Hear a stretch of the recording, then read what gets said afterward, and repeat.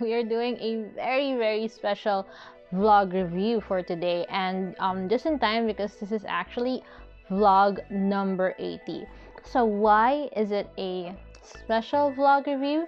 That is because we are going to review slash discuss the highly anticipated Snyder cut of the Justice League. So Zack Snyder's Justice League. I mean, wow. Okay, so I was super thrilled when I got the email that I would be getting advanced screeners for the film, the 4-hour film. So thank you so much, Warner Media.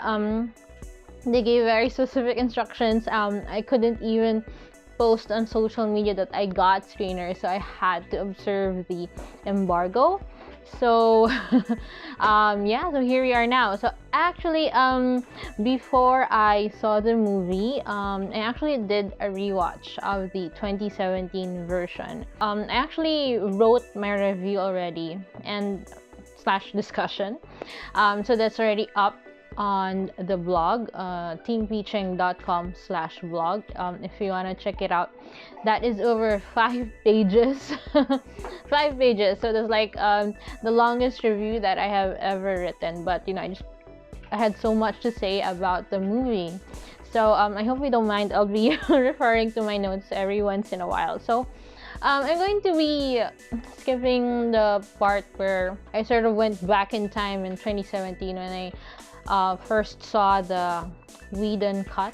So I'll be skipping to that, but I'll just go ahead and tell you that wow, Snyder's film was like a totally different movie altogether. Like, wow, I can't even begin to describe, but I'll try my best. Okay, but my initial reaction was I was writing notes while I was watching the movie, and you know, I had so much stuff written down. So my initial reaction was the Snyder cut looked better, sounded better, the science and the logic were better, and it has a lot of heart. So from the visuals to the sound, you know, everything was just so much better. The character arcs, the character growth, we get to understand our characters better, their relationships with each other. I read somewhere that Snyder always intended for Cyborg to be the heart of the movie, and anyone who's seen the 2017 cut wouldn't be able to come out with that conclusion. But here in the Snyder cut, wow, we get to see Victor Stone before he became Cyborg. We get to understand him as a person. We get to see and understand why he has such a strained relationship with his father. And of course, that leads up with more drama towards the end of the movie. So there are a lot of scenes that were not that were added. So lots of scenes that we haven't seen at all, even from like the teasers. So I know that they released the scene with Iris when Barry saves Iris. So that was released earlier. So that was in the movie, of course, obviously. And a lot of other things. Okay, the movie is 4 hours, and it's cut into 6 parts. So part 1, part 2, and so on. So I thought that the idea of having it cut into 6 parts is a good idea, so that you can gauge when to take a break. To probably take a break after part 3 before part 4 comes. But honestly, the movie was so good you wouldn't even notice the time. If you had asked me if given the chance, if there's no COVID, if I would see the movie in the theaters, it's a big yes. Because wow, all that like deserves to be seen in the biggest screen possible with like the best sound. So if like when you stream it on HBO Go, make sure that you watch it on like the biggest screen. So yes, good news to residents of the Philippines. The Snyder cut will be available through HBO Go. So Don't miss this chance. It's like super big cinematic event, super big cinematic experience. I grew up watching the Justice League, the series, animated series, and wow, this the Snyder Cut is just absolute redemption. Okay, so everything, they basically fixed everything that was like wrong with the first movie. I remember the 2017 version.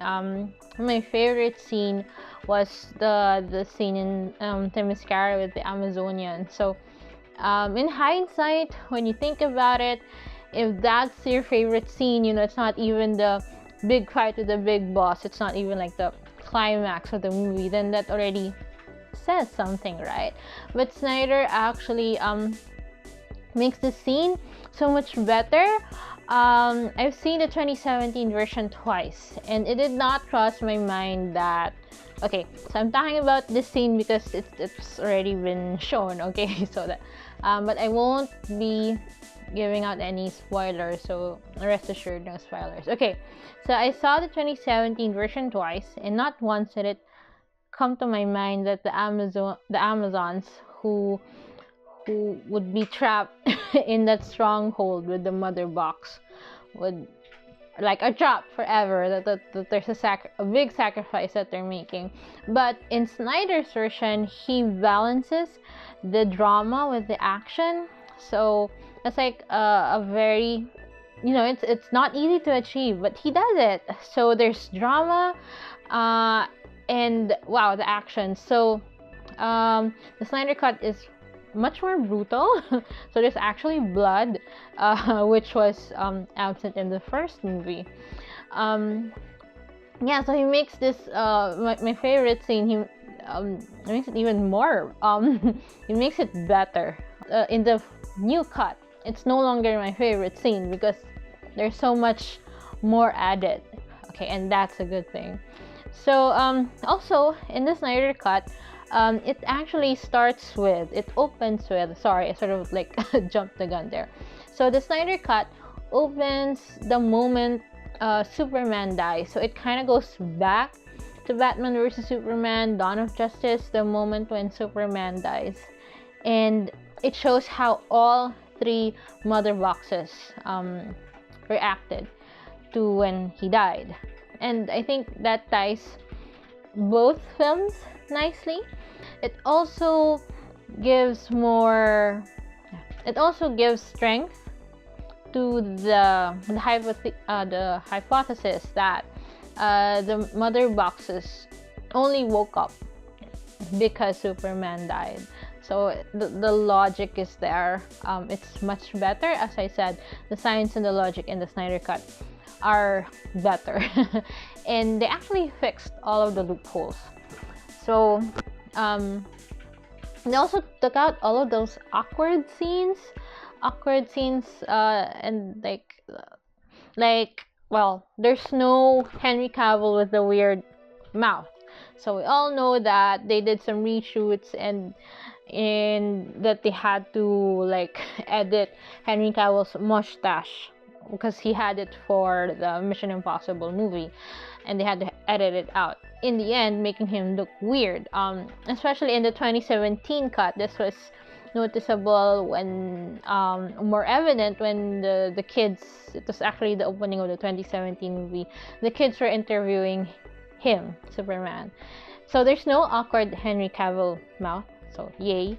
There is no awkward Russian family, which I know I thought was just weird.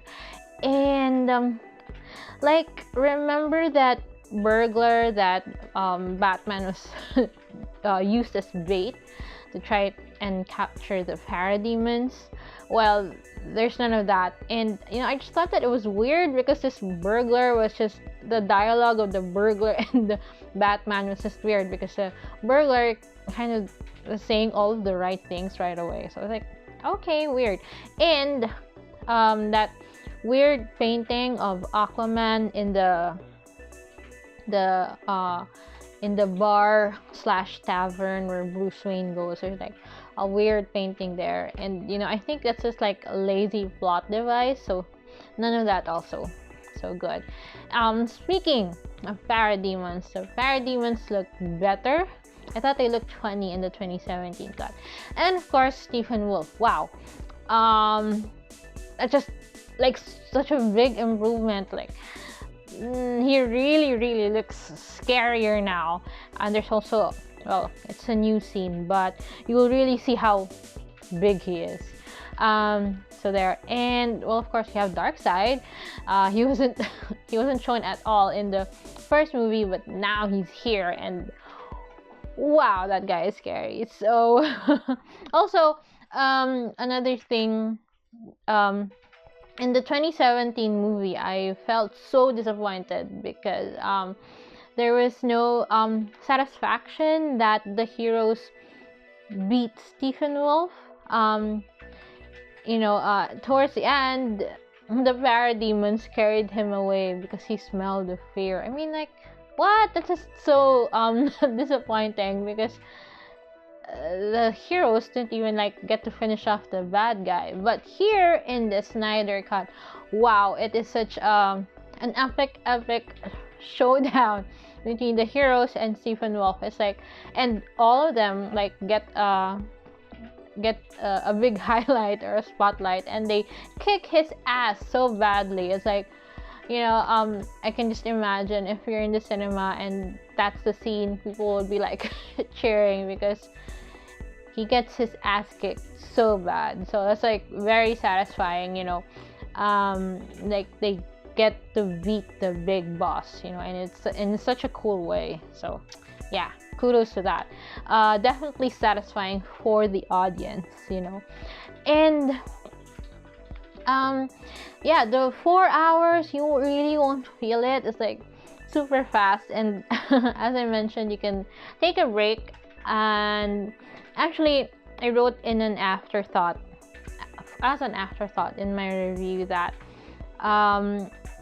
executives, the top hats with the distribution companies shouldn't be afraid of 4-hour movies, because I think right now we're redefining the movie-going experience. As a fan, I would see it in the cinema if I had the chance. But streaming it at home is also not a bad idea, especially since we still have COVID. And yeah, it's really something that you shouldn't miss, guys. I'm telling you. So make sure that you get HBO Go, because this is like a super big event. It's like a totally different movie altogether. Again, I was crying, I was screaming. Okay, so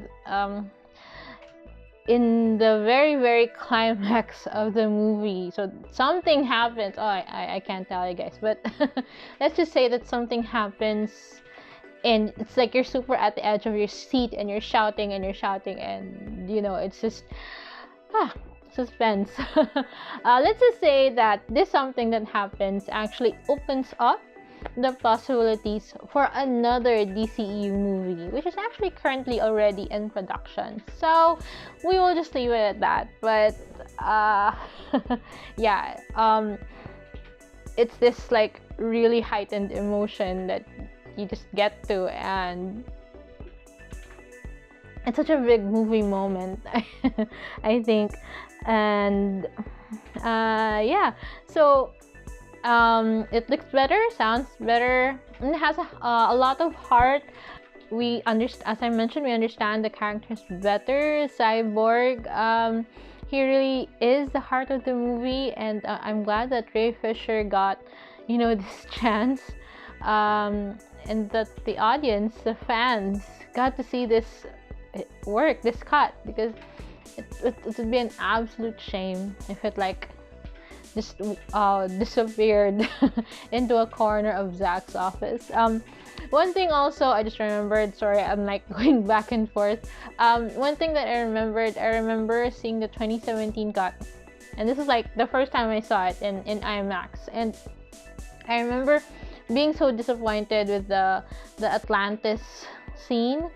I thought that the stronghold where they kept the mother box in Atlantis was disappointing. It didn't seem like it was like deep underwater, but of course Snyder fixes that, and they actually put in a reason why there weren't so many guards there. They mentioned something which actually introduces the audience, or reintroduces the audience to King Orem, who of course is the bad guy, quote unquote, in Aquaman. So yeah, I'm glad that they got to fix that. But aside from also improving how the stronghold in Atlantis looked, there's also like a pretty cool the fight between Mira and Steppenwolf. There's also like a pretty cool moment in there that, yeah.